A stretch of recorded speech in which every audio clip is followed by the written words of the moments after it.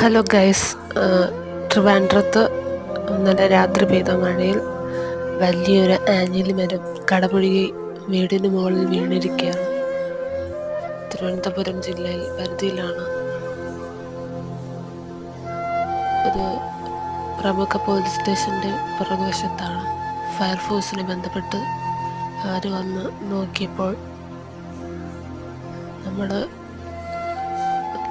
മുറിക്കുന്നതിനുള്ള ചിലവാകുന്ന തുക ഫയർഫോഴ്സിനെ ഏൽപ്പിച്ചാലേ അവർ എന്തെങ്കിലും ചെയ്യാൻ പറ്റുമോ എന്ന് പറഞ്ഞ് മടങ്ങിപ്പോവുകയാണ് ചെയ്തത്. എന്തായാലും ആളപായമില്ല, വീടിന് നാശനഷ്ടമില്ല. വലിയൊരു ആഞ്ഞിലിയാണ് കടപുഴകി വീണത്. എന്തായാലും ഫയർഫോഴ്സ് വന്നിട്ട് മടങ്ങിപ്പോയത് വലിയ നിരാശയുണ്ടാണ്. അവരുടെ ചിലവ്